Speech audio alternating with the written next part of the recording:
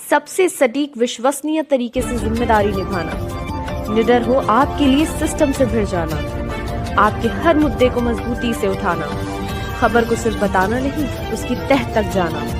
आप देख रहे हैं सहारा टुडे। देखिए, उड़ीसा में जो रेलवे का एक्सीडेंट हुआ है, यानी जो हादसा हुआ है, वो हादसा एक हादसा है, लेकिन उसके बाद जो हो रहा है वो हादसे पर रोटी सेकी जा रही राजनीति, और ये देश के लोगों को बहुत बुरा लग रहा है क्योंकि वहां पर लाशें ढोई जा रही हैं, वहां पर लाशों का अंबार है, यहाँ सियासत की चढ़ाई चढ़ रही है। आखिर ऐसा क्या है? क्या भारतीय राजनीति में मानवता नाम की कोई चीज नहीं रह गई? क्या मानवता से सब अलग हट के हैं? मानवता बहुत जरूरी। पहले उन लोगों का अंतिम क्रियाक्रम होना चाहिए, उस पर विश्वास करना चाहिए। वो खोने के बाद सियासत तो होती रहती है, सियासत पार्लियामेंट के अंदर भी होती है, असेंबली के अंदर भी होती है, सियासत हर जगह होती है, लेकिन ये सियासत इस वक्त सियासत का नहीं है। इसी सिलसिले में जो है कानपुर शहर के मशहूर मारूफ जो है शख्सियत के हैं, व्यक्तित्व के बहुत अपने हिसाब से धनी है व्यक्ति, मोहम्मद शफीक उर बाबू झक्की एक ऐसा नाम है जो कानपुर के अंदर एक जाना जाता समाज सेवा में। आज उनसे बात करेंगे क्योंकि उनको भी बहुत अफसोस हो रहा है कि जो राजनीतिक कार्यक्रम हो रहा है, राजनीति जो सेकी जा रही है वो गलत है।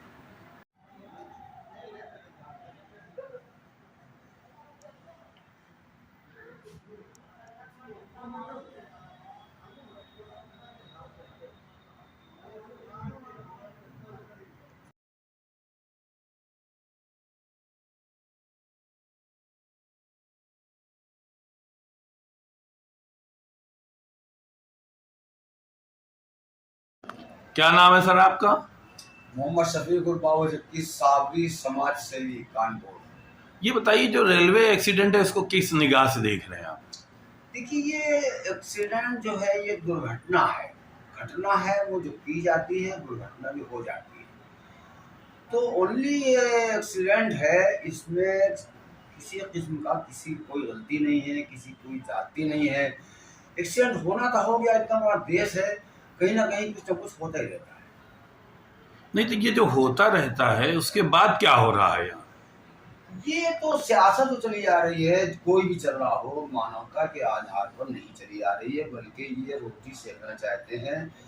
और रोटी सेकने के चक्कर में सियासत में रोटी, लाशों पे सियासत नहीं होनी चाहिए, किसी कीमत नहीं होना चाहिए।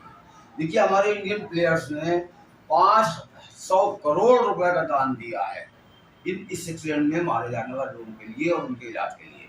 यहाँ तक कि पाकिस्तान के क्रिकेटरों ने भी 50 करोड़ रुपया दिया है और अपनी संदर्जी पेश की है, और दिल से उन्होंने दर्द महसूस किया और दुआएं दी हैं कि जल्द से जल्द जो घायल है वो सही है। क्या ये मानते हैं कि ये टाइम राजनीति करने का है या अंतिम संस्कार करने का? नहीं, बिल्कुल नहीं, राजनीति करने का बिल्कुल नहीं है, किसी कीमत पर नहीं है। बाबू झक्की कानपुर से ये आवाज दे रहा है कि इस वक्त तन मन धन से उनकी मदद के लिए, उनकी दुआओं के लिए और श्रद्धांजलि पेश करने के लिए लग जाओ, और जो भी मदद हो सके तन से हो सके तन से करो, मन से हो सके मन से करो, धन से हो सके धन से करो। लिहाजा इस वक्त पूरे हिंदुस्तान को चाहिए कि हमारी सरकार जो है इस वक्त मौजूदा, मान लीजिए बाई द वे ये सरकार न होती, क्या दूसरी सरकारों में एक्सीडेंट नहीं हुए? अगर ये कोई बता दे नहीं हुए। अगर ये किसी राजनीतिक सरकार पर आप तहमत मोड़ रहे हैं तो ये भी भूकंप आया था, किसने किया? तुर्की में भूकंप आया, मोदी ने पहले मदद भेजी, जबकि तुर्की हमारा दुश्मन, हर बड़ा दुश्मन है। लेकिन नहीं, मानवता कहती है कि ऐसे माहौल में आपको राजनीति सियासत भूल जाना चाहिए, बल्कि मानवता को पेश करना चाहिए। तो ये मानते हैं कि जिस तरह से यहाँ पर चल रहा है, एक तरफ तो राजनीतिक कार्य चल रहे हैं, राजनीतिक रोटी सेकी जा रही, दूसरी तरफ जो है ये चल रहा है कार्य जो चल रहा है बहुत युद्ध स्तर पर, तो क्या आप संतुष्ट हैं इससे? आप बिल्कुल संतुष्ट हैं।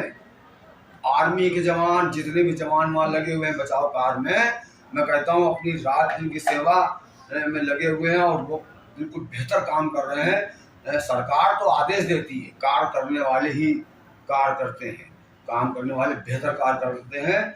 मैं इसके लिए चंद शब्दों, कविता छोटी सी है मेरे पास। एक मिनट, कविता से पहले ये बताइए कि आखिर आप केंद्र सरकार का, मोदी सरकार का बचाव क्यों कर रहे हैं? मैं बचाव नहीं कर रहा हूँ यार, आप कहाँ बात कर रहे हैं? मैं मोदी सरकार का बचाव नहीं कर रहा हूँ। ये बचाव तो हुआ है ना, बचाव कर रहा हूँ ना मैं तारीफ कर रहा हूँ। आप प्रवक्ता बन के आ गए पार्टी के। जी नहीं, बिल्कुल नहीं। प्रवक्ता मैं नहीं किसी पार्टी की, मैं मानवता का प्रवक्ता हूँ, इंसानियत का प्रवक्ता हूँ। मेरी कमेटी का नाम है दावत इंसानी। मेरी कमेटी का नाम है दावत इंसानी। यहाँ मैं किसी प्रवक्ता नहीं हूँ। आप जैसे हुआ तुरंत हमारे मोदी जी वहाँ पहुँचे और पहुँचने के बाद आदेश दिया और ये तो सभी पहुंचते हैं, मोदी जी कोई अनोखे थोड़े पहुंचे हैं। भाई तो जो जिम्मेदार होगा वही तो पहुँचेगा पहले। उसके बाद कार्रवाई क्या हुई?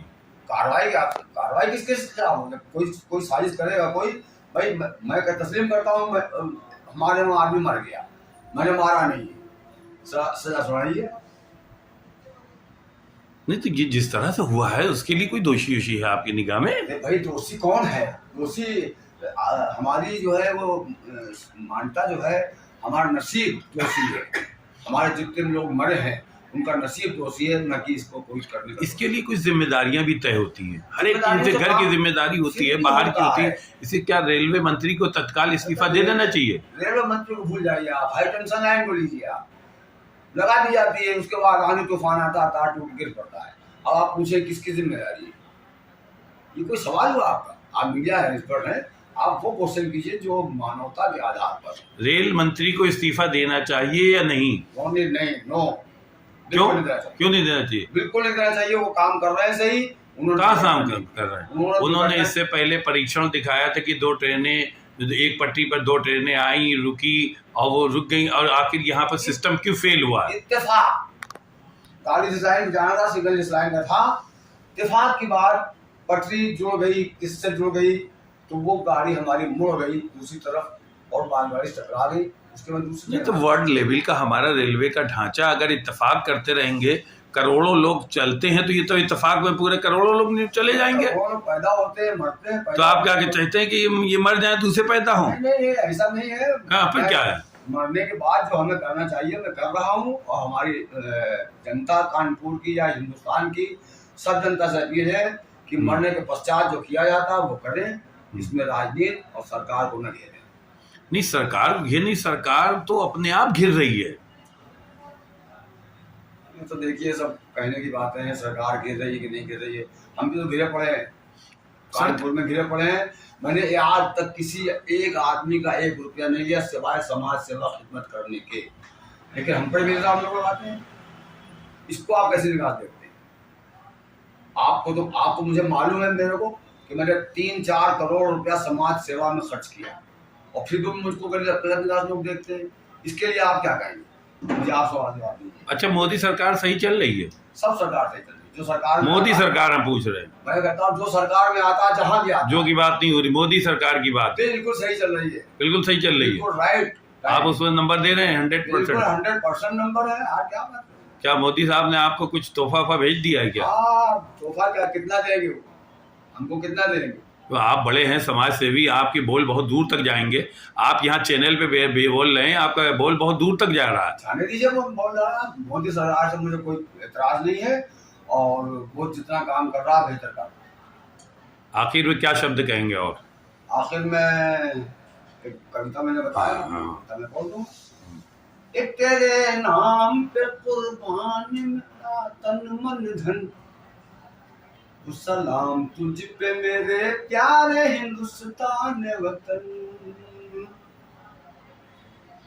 तेरे नाम पे मरते हैं सभी माँ वाले, रात दिन जाग के लड़ते हैं ये सीमा वाले। जब शहीद होते हैं मिलता है तिरंगे का कफन, सलाम तुझ पे मेरे प्यारे हिंदुस्तान वतन। हार कर बैठ गए मुझको लड़ाने वाले, जीत जाएंगे मगर हमको बढ़ाने वाले। न कभी टूटा न टूटेगा कभी गंगो जमन, सलाम तुझ पे मेरे प्यारे हिंदुस्तान वतन। जब हुआ ऊंचा फजाओं में अशफाकी नारा, तो भगत सिंह ने भी अंग्रेज को था ललकारा। यही लाया है एक झटकी अपना मिशन वतन, कि हो सलाम तुझ पे मेरे प्यारे हिंदुस्तान वतन।